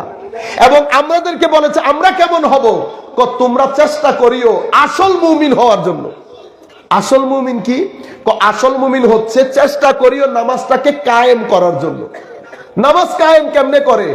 নামাজ কায়েম করবা মানি তোমার সামনে 2টা সিঁড়ি রেখেছিলাম না, একটা সিঁড়ি দিয়ে তুমি নিচে নেমে যাচ্ছ, সেটা কোনটা? সেটা নফসের সিঁড়ি। এটা তোমাকে গালিগালাজে বাধ্য করবে, মিথ্যা বলতে বাধ্য করবে, অশ্লীলতায় বাধ্য করবে। তুমি চেষ্টা করিও নফসের সিঁড়িকে কোন রকম কাবু করে কলমের সিঁড়ি দিয়ে উপরে উঠার জন্য, কলমের সিঁড়ি দিয়ে উপরে উঠার জন্য। কারণ তুমি যদি নফসের সিঁড়িতে থাকো নিচে নেমে যাবা। তো কিভাবে করব? আদত পরিবর্তন করতে হবে। আদত কি? আমার ভাইরা, আপনি মুরিদ হয়েছেন, আপনি নামাজি হয়েছেন, কিভাবে বুঝবেন? আদত পরিবর্তন হবে। আদত কি? আপনি মিথ্যা বলতেন, নামাজ আপনার মিথ্যা কমিয়ে আনবে, নামাজ অশ্লীলতা কমিয়ে আনবে, নামাজ অভদ্রতা কমিয়ে আনবে, নামাজ অসহনশীলতা কমিয়ে আনবে। আপনার জীবনের এই অন্ধকার সাইড যেগুলো আছে ঘৃণা করা থেকে শুরু করে, হারাম খাওয়া থেকে শুরু করে, মদ্যপান থেকে শুরু করে যা কিছু আপনি একটা একটা করে গনে যান। আপনি নামাজ যখন ভিতরে পড়বে আপনার এই জিনিসগুলা কমে কমে আসবে। এগুলা কমে কমে আসার নাম হচ্ছে নামাজ কায়েম হওয়া। নামাজ কায়েম হওয়া। আপনারা বুঝতে পেরেছেন? তো আমার আল্লাহ আমাদের কাছ থেকে এসে নামাজটা কায়েম করিও।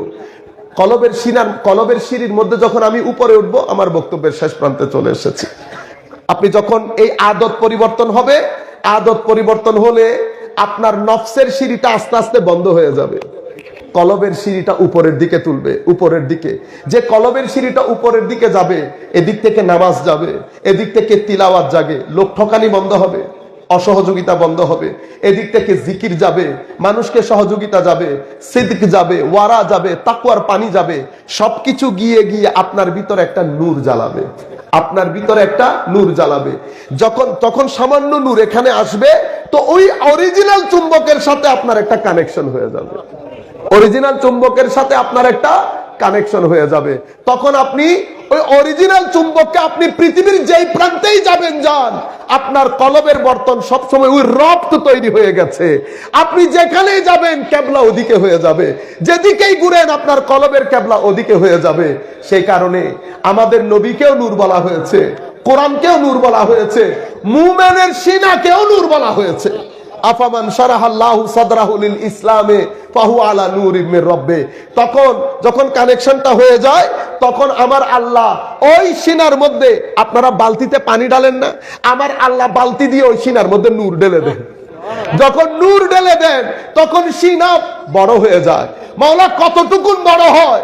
ব্যক্তি হিসাবে সিনা বড় হতে হতে কারো কারো সিনা আটলান্টিক বঙ্গোপসাগরের মতো হয়ে যায়। দেখতে মানুষ ছোট, দেখতে মানুষ ছোট, কিন্তু লাখো কোটি মানুষকে আকর্ষিত করে নুরানি করেছে। হুজুর গৌসুল আজমের নূর জ্বলেছে বাগদাদের জমিনে। সেই নূর আজকে বাংলাদেশের আনাচে কানাচে কাদেরিয়া তরিকা ঢুকে নাই। কিসের মাধ্যমে ঢুকেছে? ওই নূরের মাধ্যমে। আল্লাহ নূর ঢেলে দেন, সিনা প্রসারিত করে দেন। যখন সিনা প্রসারিত করে দেন, কোরআনে পাকের মধ্যে আমরা নবীর নূর নিয়ে কত কথা বলি, আমরা এগুলা বলে শেষ করে দিচ্ছি। নবীর নূর নিয়ে কত কথা বলি। এখন আমার আল্লাহ বলছেন নবী নূর, কোরআন নূর, মুমিনের সিনা নূর। এরপরে কি বলছে? ইয়াউমা লা ইউখজিল্লাহু নবিয়্যা ওয়াল্লাযীনা আমানু মাআহু নূরুহুম ইয়াসআ বাইনা আইদিহিম। কিয়ামতের দিন আল্লাহ আমার নবী এবং মুমিনে হক তথা আল্লাহর ওলিদেরকে আল্লাহ বিচলিত করবেন না। কেন? কারণ নূর তাদের সামনে সামনে থাকবে। নূরুহুম ইয়াসআ বাইনা আইদিহিম, তারা নূরের পিছনে পিছনে চলবে, নূর তাদের সামনে সামনে থাকবে। এরপরে কি হবে? ইয়াউমা তারাল মুমিনিন ওয়াল মুমিনাত ইয়াসআ নূরুহুম ইয়াসআ নূরুহুম বাইনা আইদিহিম ইয়াসআ নূরুহুম বাইনা আইদিহিম। কিয়ামতের দিন দেখবা আল্লাহর ওলি পুরুষ নারী যারাই আছে তাদের সামনে নূর যাচ্ছে। আপনি একটা নূর নিতে পারছেন না। মুমিনরা কিয়ামতের ময়দানে হাঁটছে, আগে পিছে নূর। মুমিনের সিনা নূর, নবী নূর, কোরআন নূর। এরপরে আল্লাহ বলছেন ওয়াল্লাযীনা আমানু বিল্লাহি ওয়া রুসুলিহি উলাইকা হুমুস সিদ্দিকুনা ওয়াশ শুহাদাউ ইনদা রাব্বিহিম লাহুম আজরুহুম ওয়া নূরুহুম। যারা আল্লাহর ওলি তাদের জন্য আল্লাহ প্রতিদানও রেখেছেন, নূরও রেখেছেন, নূরও। এবং তাদের এই নূর নিয়ে যখন তারা কিয়ামতের ময়দানে উঠবেন, মুনাফিকরা কি বলবে? ইয়াউমা ইয়াকুলুল মুনাফিকুন ওয়াল মুনাফিকাত লিল্লাযীনা আমানু উনজুরুনা নাকতাবিস মিন নূরিকুম। কিয়ামতের দিন মুমিনরা সামনে সামনে থাকবে, মুনাফিকরা, কাফেররা না, মুনাফিকরা মুমিনদেরকে বলবে আমাদেরকে একটু নূর ধার দাও না, আমাদের দিকে একটু তাকাও প্লিজ, আমাদেরকে একটু নূর ধার দাও। উনজুরুনা নাকতাবিস মিন নূরিকুম, তোমাদের থেকে একটু নূর ধার দাও। তখন মুমিনরা বলবে কিলারজিউ ওয়ারাআকুম ফালতামিসু নূরা, দুনিয়াতে চলে যাও, নূর দুনিয়া থেকে নিয়ে আসো। আপনারা এক নূর নিতে পারেন নাই, এখন নবী নূর, কোরআন নূর, মুমিনের সিনা নূর। কিয়ামতের ময়দানে মুমিন উঠবে নূর নিয়ে এবং মুনাফিকরা বলবে তাদেরকে নূর দিতে। বুঝতে পেরেছেন? সেই নূরের মার্কাজ হচ্ছে মদিনায়ে মুনাব্বারা, সেই নূরের মার্কাজ মদিনায়ে মুনাব্বারা। সেই কারণে আমাদের চরিত্রের সাথে আমি যদি সেই নূর ধারণ করতে চাই, আমার নবীর চরিত্রের সাথে আমার চরিত্র মিল খাইতে হবে, আমার নবীর হালতের সাথে আমার হালত মিল খাইতে হবে। আমার নবী মিথ্যা বলতেন না, আমি বলি। আমার নবী অশ্লীল ছিলেন না, আমি অশ্লীল। আমার ভাইরা, এটা দুনিয়াদারি 2 দিনের মধ্যে শেষ হয়ে যাবে। মনে রাখবেন, এটা একটা সেটিং, আমার বিশেষ করে তরুণ প্রজন্মকে বলছে, আমার মা বাবা খালা খালু সবাই আছেন একসাথে, এটা সেটিং। আপনি যদি এটা মনে করেন এটা আরো অনেক দিন থাকবে, এটা অনেক দিন থাকবে না আমার ভাই। আমাদের নাই কেউ। আমাদের 10-15 বছরের মধ্যে একটা বাতাস, একটা তুফান, এই তুফান সব কিছু নিয়ে গেছে। আশপাশে দেখি মা নাই, বাবা নাই, খালা নাই, নানা নাই, দাদা নাই, নাই। এটা দুনিয়ার সেটিং। যাচ্ছি যাচ্ছি যাচ্ছি, এখন সবাই আছে। খাওয়ার টেবিলে যখন বসছি মা বাবা ভাই বোন সবাই আছে। 5 বছর 10 বছর আপনি দেখবেন এক একটা চেয়ার খালি হতে গিয়েছে, এক একটা চেয়ার খালি হতে গিয়েছে। একদিন 10 বছর পরে আপনি বসবেন, আপনি ছাড়া এই চেয়ারে আশেপাশে আর কেউ নাই। পৃথিবীতে আমি এসেছি, আমার আগে আরো অনেকে এসেছে, আমরা চলে যাব। আমার ভাইরা, দুনিয়া কিছু লোভ, কিছু লালসা আমাদেরকে অতিমাত্রায় দুনিয়াদার করে ফেলেছে। আমরা অতিমাত্রায় দুনিয়াদার হয়ে গেছি। মনে রাখবেন, আমরা আখিরাতের জন্য, আমরা দুনিয়ার মাধ্যমে আখিরাত অর্জনের জন্য আমাদের জবান দিয়ে যেন এমন কোনো কথা বের না হয় যে কথার মাধ্যমে আমার নবীর কাছে আমাদের লজ্জিত হতে হয়। আমরা পরিবর্তন হই। আমরা পরিবর্তন হলে বাংলাদেশ পরিবর্তন হবে। এটা অনেক দারুণ একটা দেশ। আল্লাহ রাব্বুল আলামিন বয়স কম হলেও পৃথিবীতে অনেক দেশ দেখার সুযোগ হয়েছে। এরকম একটা দারুণ দেশ পৃথিবীতে অন্য কোথাও খুঁজে পাবেন না। কিন্তু আমাদের মতো এত অশ্লীল, এত খারাপ কথা, এত গালিবাজ পৃথিবীতে কম মানুষ আছে। এত লোক ঠকানি। আমরা একটা চকলেট পর্যন্ত দোকান থেকে কিনতে পারি না বাচ্চাদের জন্য, একটা দুধ কিনতে পারি না, একটা চিপস কিনতে পারি না বাচ্চাদের জন্য, আমাদের কারণে। কারণ আমরা অতি মাত্রায় দুনিয়াদার হয়ে গেছি। টাকাটাই আমাদের কাছে মুখ্য হয়ে গেছে। অথচ সেই কারণে দিনের দিন আমাদের সমাজ থেকে শান্তি চলে যাচ্ছে। আসেন আমরা মদিনামুখী হই। আমরা মদিনামুখী হই। মদিনামুখী হলে শান্তি পাবেন। মদিনামুখী হলে লাইফের মধ্যে স্থিরতা আসবে। আপনি বাঁচেন, আশপাশের লোকজনদেরকে বাঁচান। কিভাবে? দ্বীনের তালিম দেন। মানুষকে যারা মদ্যপান বিভিন্ন অসামাজিক কার্যকলাপে লিপ্ত হয়ে গেছে তাদেরকে সহযোগিতা করেন। মসজিদের মধ্যে হালাকাই দরুদ করেন, জিকির করেন। মসজিদের মধ্যে সাপ্তাহিক মাহফিল আয়োজন করেন, সেখানে ভাইদেরকে দাওয়াত করেন, রুহানি মাহল তৈরি করেন। কোরআনে পাক এটা এক একটা অক্ষর আপনার সিনা জ্বালিয়ে দেবে যদি পড়তে পারেন। আপনি ABC পড়েন, আপনার ভিতরে আঘাত করবে না। কিন্তু কোরআনে পাকে দেখেন, আলিফ লাম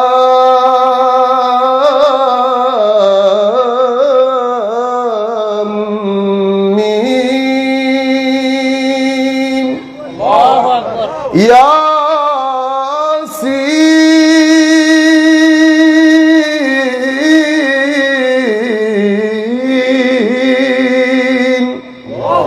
কফ নুন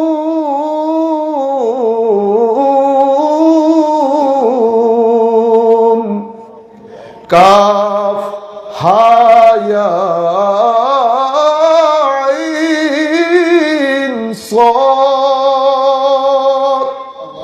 কোরআন পড়ি নাই, কিন্তু অক্ষর পড়েছে। আপনি পৃথিবীর সমস্ত ভাষার অক্ষর পড়েন, ABCD সরো সারিয়া পড়েন, ইম্প্যাক্ট করবে না। এটা কালাম ইলাহি। এটা আপনার ভিতর জগৎকে নাড়িয়ে দেবে। আসেন আমরা পরিবর্তন হই, আমরা পরিবর্তন হই। দারুণ একটা দেশ হবে। আমরা আর কথা না বাড়িয়ে আমাদের বক্তব্য আমরা এখানে শেষ করছি। ওয়া আখির দাওয়ানা আলহামদুলিল্লাহি রাব্বিল আলামিন। আসসালামু আলাইকুম ওয়া রাহমাতুল্লাহি তাআলা ওয়া বারাকাতুহু।